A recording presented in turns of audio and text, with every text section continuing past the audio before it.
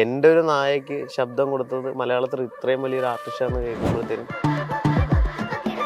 മറ്റു നടന്മാർക്കൊന്നും ക്യാരവാൻ ഉണ്ടായിരുന്നില്ല, സുട്ടുവിന് മാത്രമായിരുന്നു ഒരു ക്യാരവാൻ ഉണ്ടായിരുന്നു. അതെ അതെ, ഒരു നായകൻ സിനിമയിലോട്ട് വരുമ്പോഴത്തേനും അവന് വേണ്ട എന്തൊക്കെ ഫെസിലിറ്റീസ് ഉണ്ടോ അതെല്ലാം പ്രൊഡക്ഷനിൽ നിന്നും രാജേഷ് ചേട്ടൻ്റെ ടീമും എല്ലാം നമുക്ക് തന്നിട്ടുണ്ട്. ഡയറ്റ് ഒക്കെ ഉണ്ടായിരുന്നു, ഡയറ്റ് പ്ലാൻ ഉണ്ടായിരുന്നു. അത് ഫാറ്റ് കയറാത്ത ഡോഗ് ഫുഡുകൾ യൂസ് ചെയ്തിട്ടാണ് ശരിക്കും പറഞ്ഞാൽ ഒരു ബോഡി മെയിൻ്റെനൻസ് ചെയ്തിരിക്കുന്നത്. തീർച്ചയായിട്ടും ഈ പടത്തിൽ ഇവര് മെനു ഉണ്ടായിരുന്നു. എങ്ങനെയാണ് ചില ഒരു ദിവസം 5 കരിക്ക്. നാച്ചുറൽ ആക്ടർ ആവും. നാച്ചുറൽ ആക്ടർ തന്നെ. ഈ ഒരു പടത്തിലൂടെ എനിക്ക് ഒരുപാട് ഹാപ്പിനെസ് ഉണ്ടായിട്ടുണ്ട്, ഒരുപാട് സാഡ്നെസ് ഉണ്ടായിട്ടുണ്ട്. അതിനനുസരിച്ച് ഡോഗിനെ ട്രെയിൻ ചെയ്തിട്ടുണ്ട്. അപ്പം ഇതിന് പടക്കങ്ങളും അതുപോലെ ആൾക്കൂട്ടങ്ങളും സൗണ്ടുകളൊന്നും പ്രശ്നമില്ല.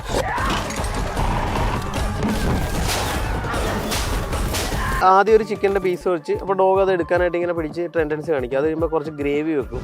Suttu down sleep proper get up sit very good shake next speak speak.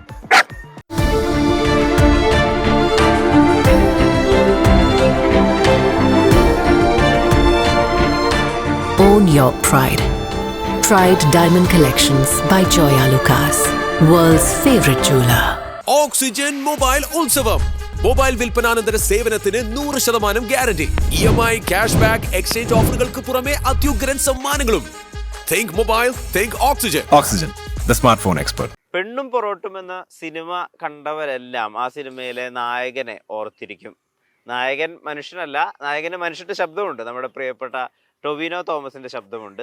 സുട്ടുവാണ് ചേരുന്നത് മൂവി വേൾഡ് മീഡിയ ഓൺലൈനിൽ. ഒപ്പം സുട്ടുവിനെ ഏകദേശം വർഷങ്ങളെടുത്ത് ട്രെയിൻ ചെയ്യിപ്പിച്ച ഉണ്ണി എന്ന അത്ഭുത ട്രെയിനറും. നമസ്കാരം. നമസ്കാരം.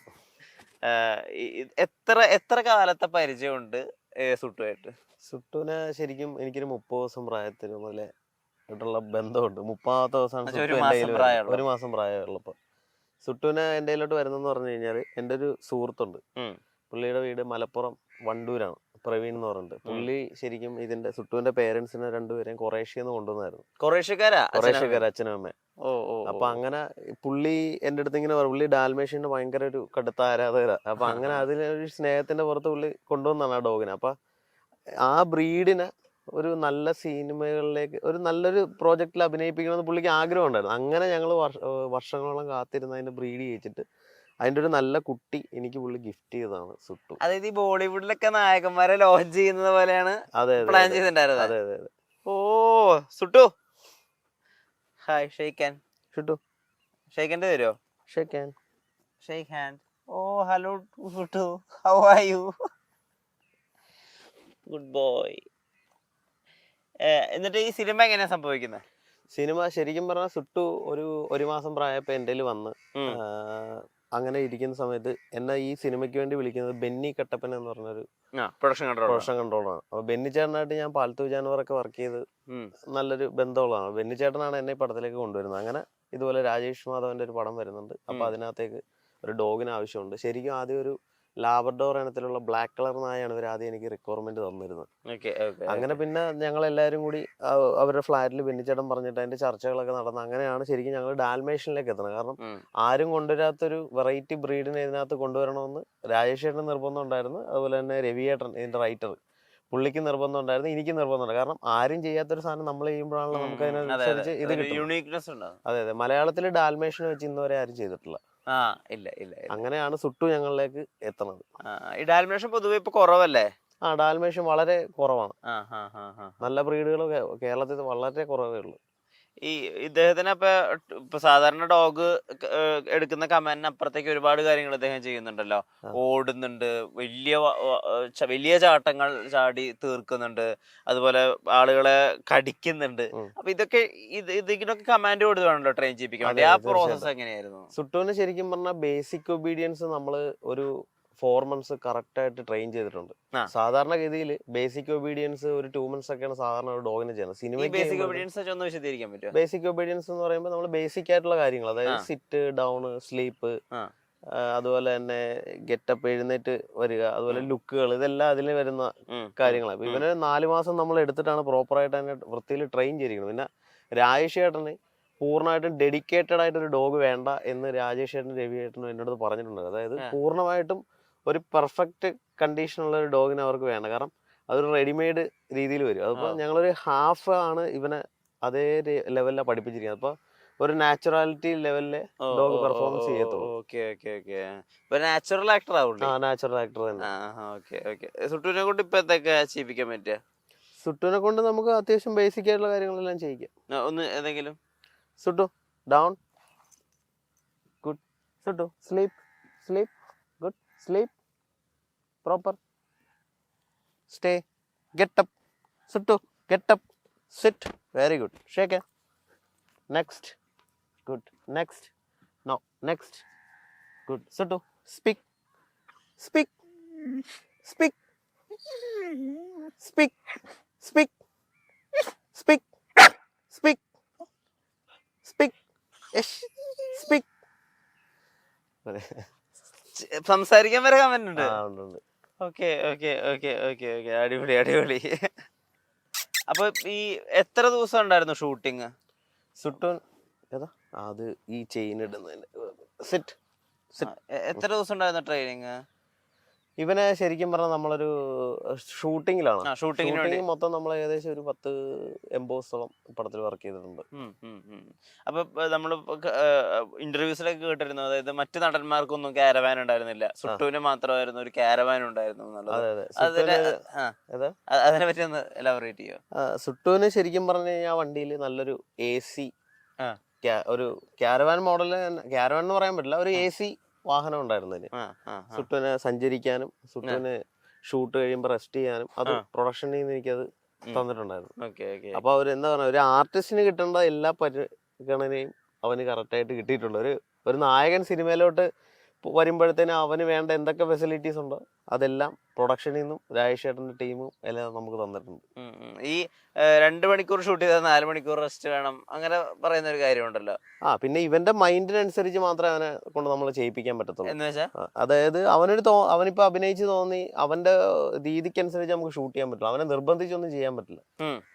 അപ്പൊ അതിനുവേണ്ടി പല സീനുകളും അവന്റെ ടൈമിനനുസരിച്ച് ക്യാമറ വെച്ച് നമ്മൾ ഷൂട്ട് ചെയ്യേണ്ടി വന്നിട്ടുണ്ട്.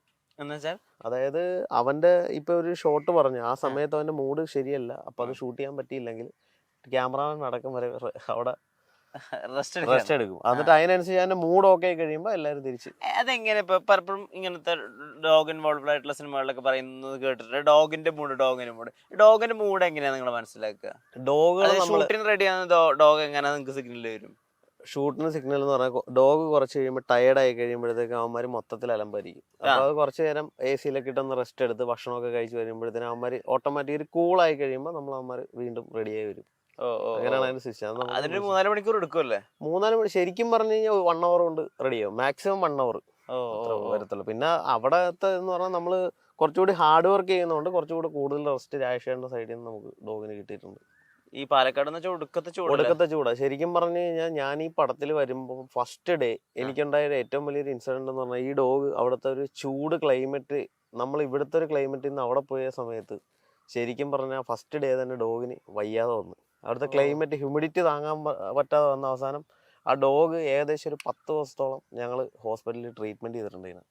അതിനുശേഷമാണ് സുട്ടു വന്ന് അവിടെ പെർഫോമൻസ് ചെയ്തിരിക്കുന്നത്.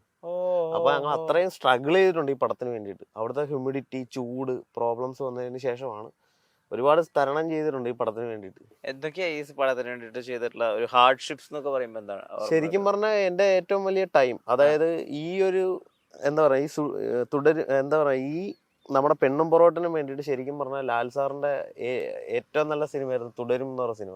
എന്നെയാണ് ശരിക്കും ആ പടത്തിന് ബിനു ചേട്ടൻ എൻ്റെ അടുത്ത സുഹൃത്താണ് ബിനു ചേട്ടൻ എന്നെ വിളിച്ചിട്ട് എനിക്ക് കറക്റ്റ് സമയത്ത് ഇവിടെ എത്താൻ പറ്റിയില്ല.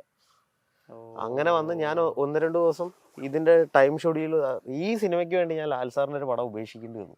കാരണം ഏതൊരു ട്രെയിനറിന്റെ ഏറ്റവും വലിയ ഡ്രീം ആയിരിക്കും ലാലേട്ടനെ പോലെ ആളുടെ വർക്ക് ചെയ്യാന്നുള്ളത്. പക്ഷെ അതിലുപരി എന്നെ സംബന്ധിച്ച് ഇത്രയും നായക്ക് പ്രാധാന്യമുള്ളൊരു കഥാപാത്രം, സുട്ടുവിന്റെ പോലത്തെ ഒരു സിനിമ. അപ്പൊ അത് ഞങ്ങളുടെ ഈ പെണ്ണും പൊറോട്ടിനും വേണ്ടിയിട്ട് ഞാൻ ആ സിനിമ എന്ന് മറണ്ടി വന്നു.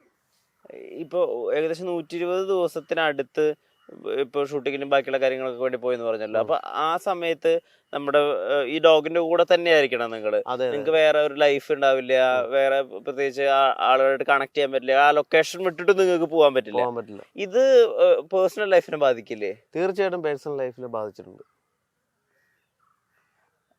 അല്ല ഞാൻ പറയണത് എനിക്ക് ഈ ഒരു പടത്തിലൂടെ എനിക്ക് ഒരുപാട് ഹാപ്പിനെസ് ഉണ്ടായിട്ടുണ്ട്, ഒരുപാട് സാഡ്നെസ് ഉണ്ടായിട്ടുണ്ട്. അത് അത്രയും മാത്രമേ ഞാനിപ്പോ പറയുന്നുള്ളൂ ഇതില്. അല്ല ഈ ഇപ്പൊ നമ്മുടെ സ്ഥിരമായിട്ടുള്ള കൂട്ടുകാര് ജോലി തന്നെയാണ് ശരിയാണ്, പക്ഷെ ഇതിനങ്ങനെ പ്രത്യേകിച്ച് ഓഫ് ഒന്നും എടുക്കാൻ പറ്റില്ല. കാരണം അവര് പ്ലാൻ ചെയ്തിരിക്കുന്ന മുഴുവൻ ഈ ഡോഗിലൂടെയാണ് പ്ലാൻ ചെയ്തിരിക്കുന്നത്. ഡോഗിന്റെ എന്തെങ്കിലും ഒരു സൈഡിൽ നിന്ന് ഒരു ഇത് വന്നു കഴിഞ്ഞാൽ ഷൂട്ട് ചെയ്യാൻ പറ്റില്ല. കാരണം എല്ലാ പോർഷൻസിലും സുട്ടുമുണ്ട്. സുട്ടുമെന്നല്ല, അതിനകത്ത് വരുന്ന ഇപ്പൊ തന്നെ അതിനകത്ത് വരുന്ന പല താറാവുകളുണ്ട്, ടർക്കി കോഴികളുണ്ട്. ഇതെല്ലാം ഞാൻ കുറെ കോട്ടയം, വൈക്കം ഈ ഭാഗത്തുനിന്ന് കൊണ്ടുപോയിട്ടുണ്ട്. പിന്നെ അവിടെ ലോക്കലിൽ നിന്ന് ഞങ്ങൾ കുറെ ആനിമൽസിനെ എടുത്തിട്ടുണ്ട്. പശു ആണേലും ആ പശു കയറ് പൊട്ടിച്ച് ഓടുന്ന ഷോട്ടുകൾ, ഇതെല്ലാം ശരിക്കും പറഞ്ഞാൽ നമ്മൾ തന്നെയാണ് അത് കണ്ടുപിടിക്കുകയും അതിന്റെ കാര്യങ്ങളെല്ലാം ചെയ്ത് അത്രയും. കാരണം സുട്ടു മാത്രമല്ല, മറ്റുള്ള ആനിമൽസിനെ നമ്മൾ ഇതിന്റെ കൂട്ടത്തിൽ റെഡിയാക്കി കൊണ്ടുവരേണ്ട. ഒരേപോലെ തന്നെ ഇത്തരം കാര്യങ്ങൾ മൈൻഡ് സെറ്റ് ചെയ്യണം. അപ്പോൾ അതിനനുസരിച്ച് ഒരു നല്ല ടീം എൻ്റെ കൂട്ടത്തിലുണ്ടായിരുന്നു. ശരിക്കും പറഞ്ഞാൽ എൻ്റെ കുറച്ച് നല്ല സുഹൃത്തുക്കൾ കൂടെ ചേർന്നിട്ടാണ് ഞങ്ങൾ ഈ പടം വിജയിപ്പിച്ചിരിക്കുന്നത്. പെണ്ണും പൊറോട്ടയ്ക്ക് വേണ്ടിയിട്ട് മറ്റേതൊക്കെ മൃഗങ്ങളെ ട്രെയിൻ ചെയ്യിപ്പിച്ചിട്ടുണ്ടായിരുന്നു? പെണ്ണും പൊറോട്ടിനും വേണ്ടിയിട്ട് പശു ഉണ്ടായിരുന്നു, പോലീസ് സ്റ്റേഷനിലേക്ക് പോകുന്ന പശു ഉണ്ട്. പിന്നെ ആ വീട്ടിൽ കൂടി കയറി വരുന്ന പശു, അതുപോലെ തന്നെ മറ്റുള്ള താറാവുകൾ, ഓൾമോസ്റ്റ് എല്ലാ മൃഗങ്ങളും ഞാൻ തന്നെ ഡിസൈൻ ചെയ്തിരിക്കുന്നതാണ്, ഞാൻ തന്നെ ട്രെയിൻ ചെയ്തിരിക്കണം. പിന്നെ ആ സമയത്ത് എനിക്ക് അതിനകത്ത് AD ജിഷ്ണു എന്ന് പറഞ്ഞൊരു ആളുണ്ടായിരുന്നു. രാജേഷേട്ടൻ എൻ്റെ കൂടെ വിട്ടുതന്നിരുന്നതാണ്. ജിഷ്ണുവും ഞാനും കൂടി ചേർന്നിട്ടാണ് എല്ലാ കാര്യങ്ങളും ചെയ്തിരിക്കുന്നത്. ഇപ്പൊ ഈ അനിമൽസിന്റെ ഒരു ഡിസൈൻ എന്ന് പറഞ്ഞല്ലോ, കൊറിയോഗ്രഫിയുടെ, അതിലിപ്പോ ആ ഒരു പശു വന്നിട്ട് ഒരു വീടിന്റെ ഉമ്മറത്ത് വന്നിട്ട് ചാണകം ഇടുന്ന ഒരു സീക്വൻസ് ഉണ്ട്. ഇതൊക്കെ എങ്ങനെയാ നിങ്ങൾ ചെയ്യുക? ഇതൊക്കെ എങ്ങനെയാ? ശരിക്കും പറഞ്ഞു കഴിഞ്ഞാൽ അത് ആ ഒരു നമുക്കറിയാം ഒരു ടെൻഡൻസി ഇതുങ്ങൾ വരുന്നത്. ആ ടൈം അനുസരിച്ച് ഇതുങ്ങൾ ആ ഭക്ഷണം ഏതൊരു ആനിമലും ഭക്ഷണം കഴിച്ചു കഴിഞ്ഞാൽ അതൊരു ഇത്ര സെക്കൻഡ്സിനുള്ളിൽ അത് മോഷൻ ചെയ്യും. ഇപ്പൊ ഡോഗ് ആണെങ്കിൽ നമ്മൾ ഫുഡ് കൊടുത്ത് ഇത്ര സെക്കൻഡിനുള്ളിൽ അത് മോഷൻ ചെയ്യും. അത് ആ ഒരു മെത്തേഡ് കൺവേർട്ട് ചെയ്തിട്ടാണ് അത് ചെയ്തിരിക്കുന്നത്. അതുപോലെ തന്നെ ആ കോഴീനെ ശരിക്കും പറഞ്ഞാൽ ഞാനാണ് ആ ടേബിളിലേക്ക് പറപ്പിച്ചിരിക്കുന്നത്. പറപ്പിച്ച് അവിടെ ചെന്ന് കോഴി ആ കറക്റ്റായിട്ട് ചെയ്യുന്നത്, അതെല്ലാം നമ്മുടേതായ ടെക്നിക്കുകൾ ആ പടത്തിൽ യൂസ് ചെയ്തിട്ടുണ്ട്. ഇപ്പൊ സുട്ടു ഇതിനകത്ത് ഒരുപാട് പ്രശ്നങ്ങളെയും കൂടി നേരിടുന്നുണ്ടല്ലോ സിനിമയുടെ അകത്ത്. കോറിയുടെ അകത്ത് കൂടെ ഓടുന്നുണ്ട്, അപ്പോൾ പടക്ക് എറിയുന്നുണ്ട് സുട്ടുവിനെതിരെ, മറ്റേ വാള്, കുന്തം, കല്ല്, അങ്ങനെ ഇല്ലാത്ത കാര്യങ്ങളൊന്നുമില്ല. ഇത് ആ സീക്വൻസുകളൊക്കെ എങ്ങനെ ഷൂട്ട് ചെയ്ത്, ആ സീക്വൻസുകളിൽ ഡോഗിനെ എങ്ങനെ ഡയറക്ട് ചെയ്തത്? നമ്മൾ ശരിക്കും പറഞ്ഞാൽ ഇവനെ മുന്നേ തന്നെ ഇതിന്റെ സ്ക്രിപ്റ്റ് വാങ്ങിച്ചിട്ട് സ്ക്രിപ്റ്റിനനുസരിച്ച് ഡോഗിനെ ട്രെയിൻ ചെയ്തിട്ടുണ്ട്. അപ്പൊ ഇതിന് പടക്കങ്ങളും അതുപോലെ ആൾക്കൂട്ടങ്ങളും സൗണ്ടുകളൊന്നും പ്രശ്നമില്ല. ഓൾറെഡി ഇത് മൈൻഡ് സെറ്റ് ചെയ്ത് വെച്ചിരിക്കുന്നു. പടക്കം ഈ സുട്ടിന് പേടിയല്ല അവന്. കാരണം അവൻ അതിനെ പ്രോപ്പറായിട്ട് നമ്മൾ ചെറുപ്പത്തിൽ തന്നെ കുഞ്ഞിലെ തന്നെ പടക്കത്തിന്റെ സൗണ്ട്, കാരണം ഒരു സിനിമ നമ്മൾ പോകുമ്പോഴത്തേന് ഏതാണ് എന്തൊക്കെ ഷോട്ട്സ് വരും എന്നുള്ളത് പറയാൻ പറ്റില്ല. അപ്പൊ അഡ്വാൻസ് നമ്മൾ കുഞ്ഞിലെ ഒരു പപ്പി എടുക്കുമ്പോൾ എല്ലാ സൗണ്ടുകൾ, ലൈറ്റുകൾ, ഇതെല്ലാം ചെറുപ്പത്തിൽ തന്നെ മാച്ച് ചെയ്താണ് ഡോഗിനെ വളർത്തുന്നത്. അപ്പം അതിനനുസരിച്ച് ഡോഗ് അതിനനുസരിച്ച് നമ്മളായിട്ട് കോപ്പറേറ്റ് ചെയ്യും. ആ പടത്തിൽ ശരിക്കും പറഞ്ഞാൽ അതിൻ്റെ ഓടണതിൻ്റെയൊക്കെ ഒരു സ്ട്രഗിൾ കഴിഞ്ഞാൽ അതിനനുസരിച്ച് റെസ്റ്റ് കൊടുക്കും ഡോഗിന്. റെസ്റ്റ് എടുത്ത് ആ ഷോട്ടുകൾ ഒരുപാട് ദിവസം എടുത്തിട്ടാണ് വർക്ക് ചെയ്തിരിക്കുന്നത്. അത് പെട്ടെന്ന് ക്രിയേറ്റ് ചെയ്തിരിക്കുന്നത് നല്ലതാണ്. ഓക്കെ. അപ്പൊ സാധാരണഗതിയിൽ പട്ടിക്ക് പടക്കം ഭയങ്കര പേടിയാണല്ലോ. അവര് ഒളിച്ചിരിക്കുക, അല്ലെങ്കിൽ ഏതെങ്കിലും ഒരു സാധാരണ പട്ടികൾക്ക് പടക്കം ഭയങ്കര പേടിയാണല്ലോ, അവർ ഒളിച്ചിരിക്കും പടക്കത്തിന്റെ ശബ്ദം കേട്ടാൽ. അപ്പൊ സുട്ടുവിന് പടക്കം പോലുള്ള പൊട്ടുന്ന ശബ്ദങ്ങൾ കേട്ടാൽ പേടിയില്ല. ഓക്കെ. അത് ഈ സിനിമയ്ക്ക് വേണ്ടിയിട്ട് ആ ഡിസൈൻ നിങ്ങൾ ആലോചിച്ചെടുത്തുണ്ടാക്കിയതാണ്. ഓക്കെ. മറ്റെന്തൊക്കെ രീതിയിലാണ് ഇദ്ദേഹത്തെ ട്രെയിൻ ചെയ്യിപ്പിച്ചിട്ടുള്ളത്? പിന്നെ ശരിക്കും പറഞ്ഞാൽ ആ കോഴിക്കോടിനകത്ത് വഴി കയറുന്ന ഷോട്ടുകൾ, അത് ശരിക്കും പറഞ്ഞാൽ ഞങ്ങൾ രണ്ട് സൈഡിൽ ഞാൻ കോഴികളെയൊക്കെ സെറ്റ് ചെയ്തിട്ട് അതിൻ്റെ ഇടയിൽ കൂടെ ഡോഗിനെ പ്രാക്ടീസ് ചെയ്ത് കോഴിയും പട്ടിയും കൂടി ഫെമിലിയർ ആക്കിയിട്ടുണ്ട്.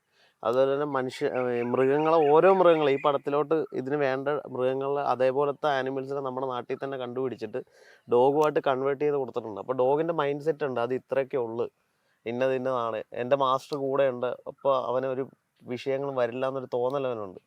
ഇപ്പം ഈ ഡോഗ് തന്നെ ഇത്രയും ഒരു ഓപ്പൺ ഏരിയയിൽ നമ്മുടെ കൂടെ ഇത്രയും നല്ല സ്ട്രോങ് ആയിട്ടിരിക്കുന്നു പറഞ്ഞാൽ അവൻ എന്ത് പ്രശ്നം വന്നാലും ഞാനുണ്ടെന്നുള്ളൊരു വിശ്വാസം അവനുണ്ട്. അതാണ് ആ മാസ്റ്ററിനോടുള്ളൊരു സ്നേഹമാണ്. അതിനനുസരിച്ചാണ് ഡോഗ് പെർഫെക്റ്റ് ആയിട്ട് നെഞ്ചും വിരിച്ചിരിക്കുന്നത്. ഈ പെണ്ണും പൊറോട്ടയിൽ ഏറ്റവും അധികം ടാസ്ക് ആയിട്ട്, ഏറ്റവും അധികം കഷ്ടപ്പെട്ട് ഡിഫിക്കൽട്ടായിട്ട് നിങ്ങൾ അക്കംപ്ലിഷ് ചെയ്ത ടാസ്ക് ഏതാണ്? ഏറ്റവും കൂടുതൽ കഷ്ടപ്പെട്ടത് പാറമട സീൻ തന്നെ.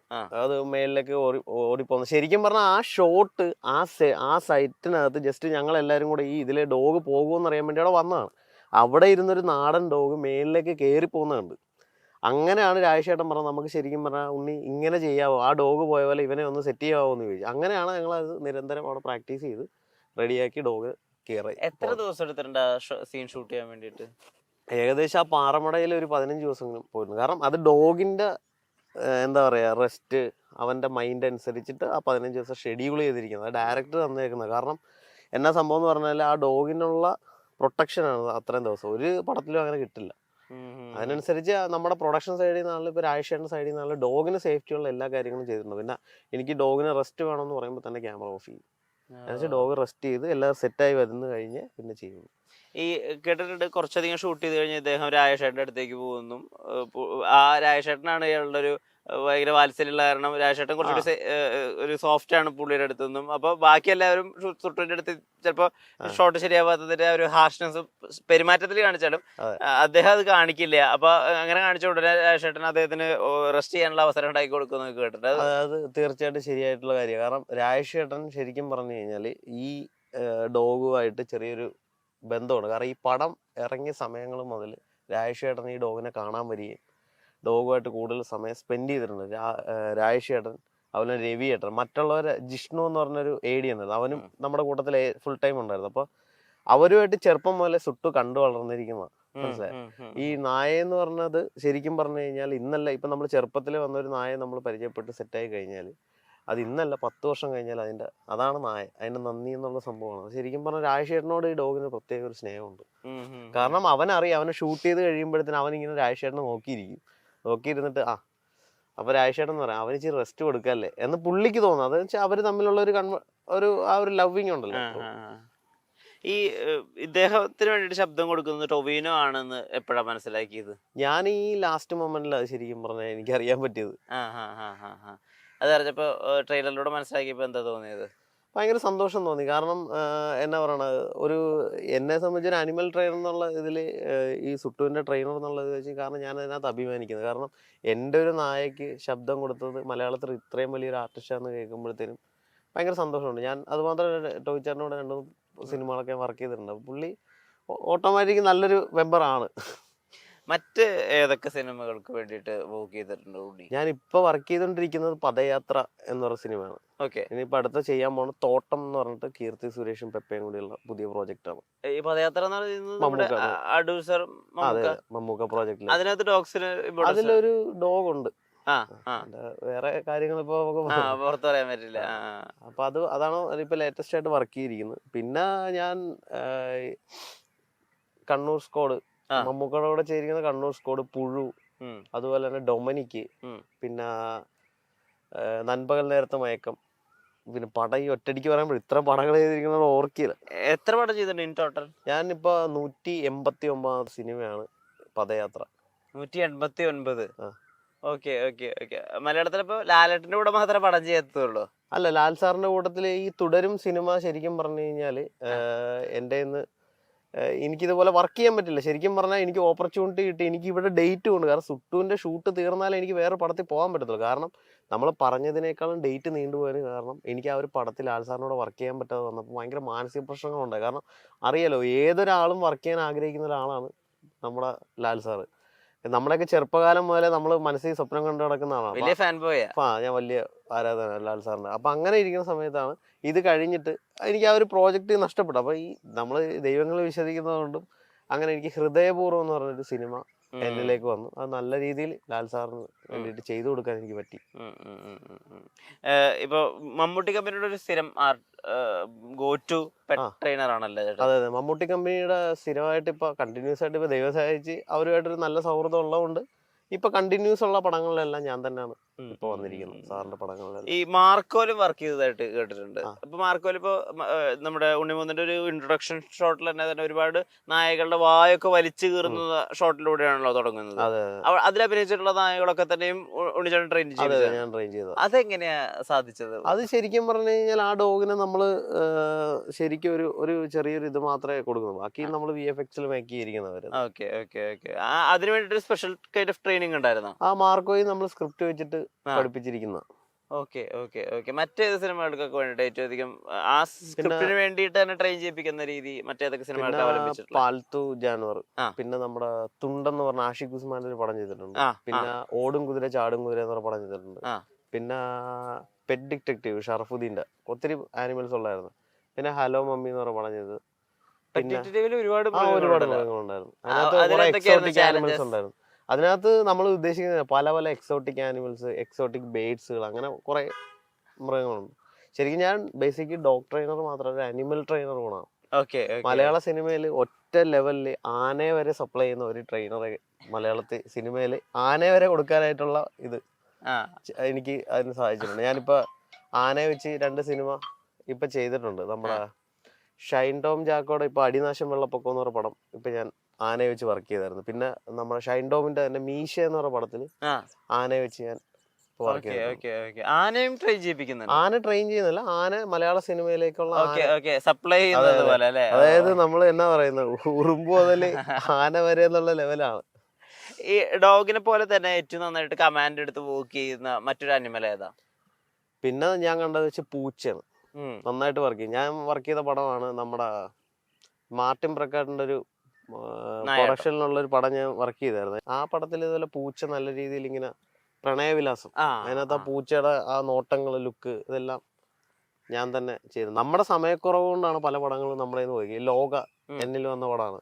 എനിക്ക് ആ പടത്തിൽ ഈ മറ്റുള്ള പടങ്ങളിൽ പോകുമ്പോൾ ഞാൻ വേറെ പടം ഞാൻ എടുക്കാറില്ല, കാരണം ഇത് ചെയ്തു തീരത്തില്ല. അതുപോലെ തന്നെ ഇപ്പൊ എക്കോ ശരിക്കും പറഞ്ഞു കഴിഞ്ഞാൽ ആ പടത്തിലേക്ക് വേണ്ടിയിട്ട് എന്നെ ഷാഫി ചെമ്മാട് ഒരുപാട് തവണ എന്നെ കോണ്ടാക്ട് ചെയ്താണ്. അതേപോലെ ആ പടത്തിൽ വന്ന് ജോയിൻ ചെയ്യും.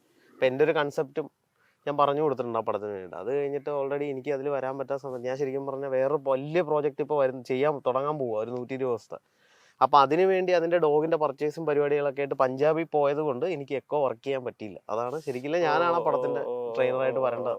മലയാളം അല്ലാതെ മറ്റു ഭാഷകളിൽ ചെയ്തിട്ടുണ്ട്. ഞാൻ തമിഴിൽ ഇപ്പൊ ശരത് കുമാറിന്റെ പുതിയ പടം ആഴി എന്ന് പറഞ്ഞ് റിലീസ് ആകാൻ പോകുന്ന പുതിയ പടത്തിൽ ഞാനിപ്പോ എൻ്റെ ഡോഗിനെ ട്രെയിൻ ചെയ്തിട്ടുണ്ട്. പിന്നെ പരമഗുരു എന്നും പറഞ്ഞ് ശശികുമാറിന്റെ ഒരു പടം ചെയ്തിട്ടുണ്ട്. പിന്നെ മാര എന്ന് പറഞ്ഞൊരു തമിഴ് പടം ചെയ്തിട്ടുണ്ട്. ഇപ്പൊ RK മീഡിയ ബാഹുബലി പ്രൊഡക്ഷൻസിന്റെ, അപ്പൊ അവരുടെ പുതിയൊരു പരിപാടി ഇപ്പൊ തമിഴിൽ ചെയ്തിട്ടുണ്ട്. ഇപ്പൊ കുട്ടിക്കാനത്തായിരുന്നു ഷൂട്ട്, അത് ചെയ്തിട്ടുണ്ട്. പിന്നെ കുറച്ച് സിനിമകളൊക്കെ തമിഴിൽ ചെയ്തിട്ടുണ്ട്. ഇപ്പൊ തമിഴിലേക്കാണ് ഇനിയിപ്പോ അടുത്ത ഫോക്കസ് മുഴുവൻ. കാരണം ഇപ്പൊ ഒരു ആനയെ വെച്ചിട്ട് ധനുഷിന്റെ ഒരു പടം സംസാരിച്ചിട്ടുണ്ട്. അത് ഏകദേശം ജൂണിൽ ഷൂട്ട് തുടങ്ങും. ഇപ്പൊ ഇദ്ദേഹം ഈ പടത്തിന് റിലീസിന് ശേഷമേ ഇദ്ദേഹത്തിന് പറ്റിയ ആളുകൾ തേടി വരുന്നുണ്ടോ? എന്താണ് ആളുകളുടെ ഒരു പ്രതികരണം? ഇവനെ സുട്ടുവിനെ അന്വേഷിക്കാനായിട്ട് ഒത്തിരി ആൾക്കാർ സുട്ടുവിനെ പറ്റി അതിന്റെ ഫീഡ്ബാക്കുകൾ, സുട്ടു എന്തെടുക്കുന്നു, സുട്ടു എവിടെയാണെന്നുള്ളതൊക്കെ തിരക്കുന്നുണ്ട്. ഈ CID മൂസയിൽ പറയുമല്ലോ, ഈ പട്ടിക്ക് മെനു ഉണ്ട് സാർ, എന്റെ പട്ടിക്ക് മെനു ഉണ്ട് സാർ എന്ന് പറയുമല്ലോ CID മൂസയിൽ. തീർച്ചയായിട്ടും ഈ പടത്തിൽ ഇവര് മെനു ഉണ്ടായിരുന്നു. പറഞ്ഞുതരാം. ഇവര് ശരിക്കും പറഞ്ഞു കഴിഞ്ഞാൽ രാവിലെ ഷൂട്ട് കഴിയുമ്പോഴത്തേനും നമ്മൾ എങ്ങനെയാണ് വെച്ചാൽ ഒരു ദിവസം 5 കരിക്ക് ആ സെറ്റിലുണ്ടാകും. കാരണം ഷൂട്ട് കഴിയുമ്പോൾ ഈ ഡോഗ് അത്രയും ഹാർഡ് വർക്ക് ചെയ്യുന്നു. രാവിലെ തൊട്ടൊന്ന് പറയോ? കറക്റ്റ് രാവിലെ ഇവൻ എഴുന്നേക്കുന്നത് തന്നെ, ഇവനെ നമ്മൾ ട്രെയിൻ ചെയ്യിപ്പിക്കുന്നത് ചിക്കൻ അല്ലേ, ചിക്കൻ വാങ്ങിച്ചിട്ട് നമ്മൾ ചെറിയ പീസാക്കി കട്ട് ചെയ്തിട്ട് ചിക്കൻ കൂടെ തന്നെ ഇവനെ പ്രാക്ടീസ് ചെയ്യണം. അതുപോലെ തന്നെ ബേക്കർ ഡിലൈറ്റ്സ് എന്ന് പറഞ്ഞൊരു ഫുഡ് ഉണ്ട്, ബിസ്ക്കറ്റ്. ഇതിലൂടെ മാത്രമേ ഇവനെ ട്രെയിൻ ചെയ്യാൻ പറ്റത്തുള്ളൂ. അതാണ് അവൻ്റെ ഇഷ്ട സംഭവം. പിന്നെ രാവിലെ എഴുന്നേറ്റ് കുറച്ച് കെനൈൻ ഗ്രീക്ക് എന്ന് പറയുന്ന ഡോഗ് ഫുഡ് ഉണ്ട്, അതൊരു കുറച്ച് ആഡ് ചെയ്ത് കൊടുക്കും. അത് കഴിയുമ്പോഴത്തേനും പുള്ളിനെ കുറച്ച് നേരം നമ്മൾ വാക്കിങ്ങിന് എടുത്ത് കൊണ്ടുപോകും.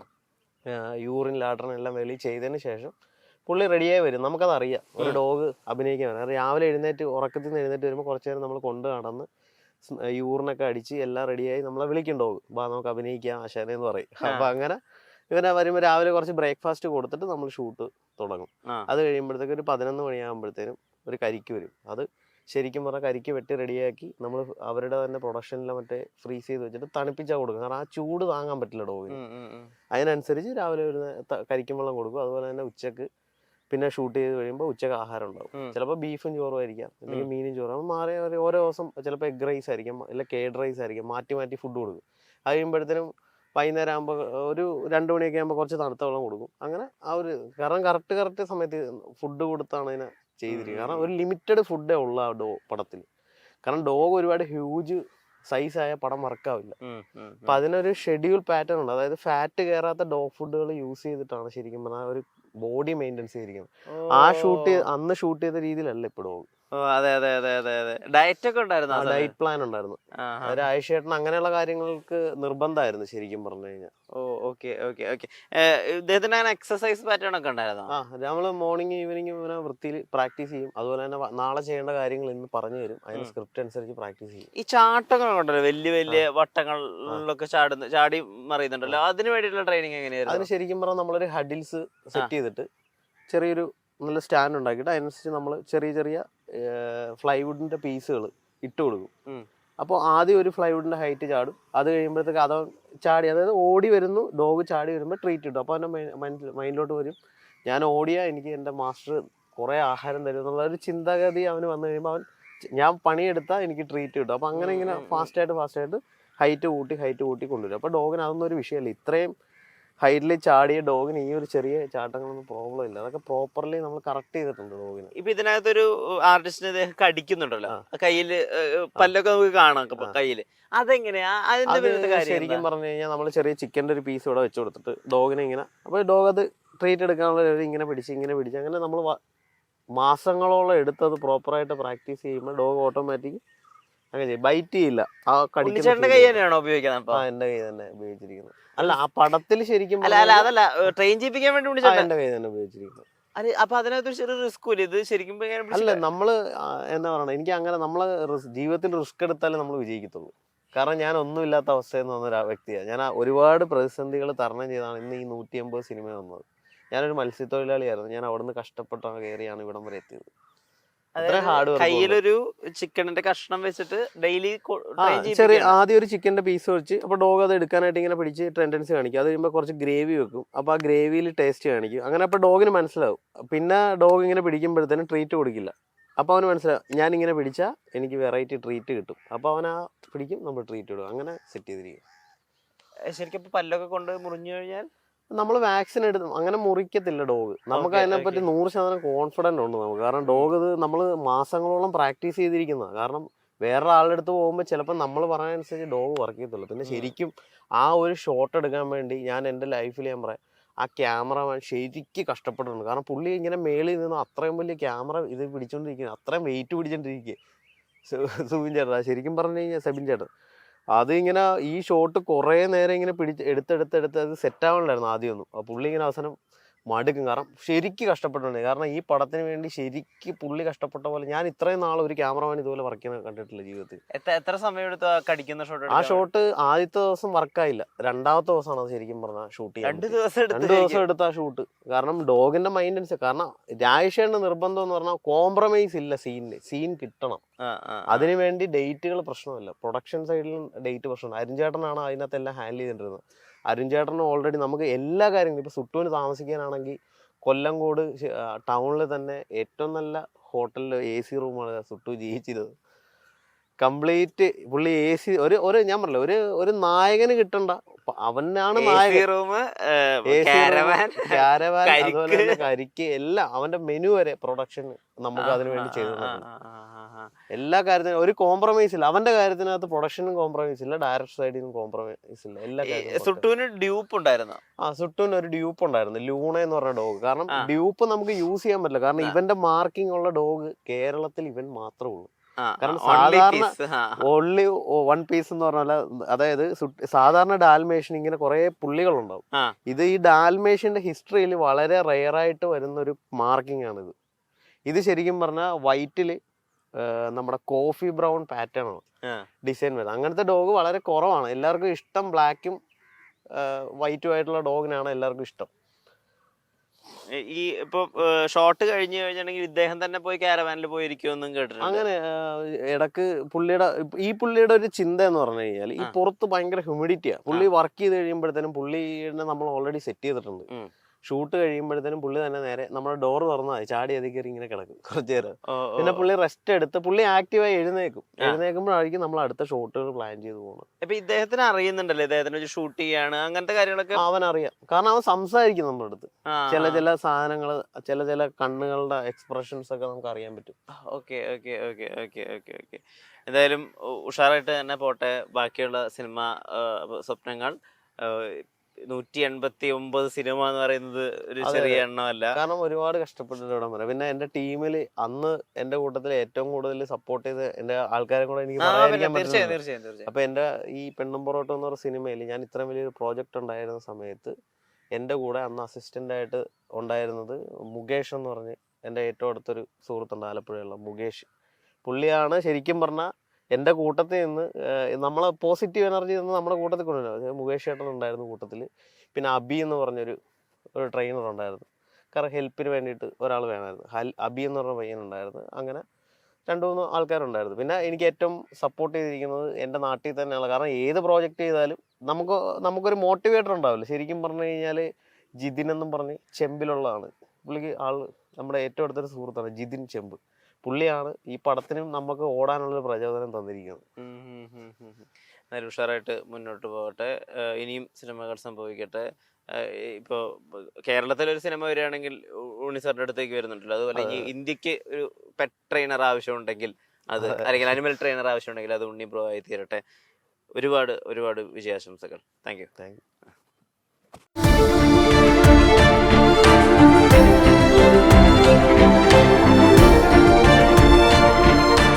Own your pride. Pride Diamond Collections by Joya Lucas, world's favorite jeweler. Oxygen mobile ഉത്സവം. മൊബൈൽ വിൽപ്പനാനന്തര സേവനത്തിന് 100% guarantee. EMI, cash back, exchange ഓഫറുകൾക്ക് പുറമെ അത്യുഗ്രൻ സമ്മാനങ്ങളും.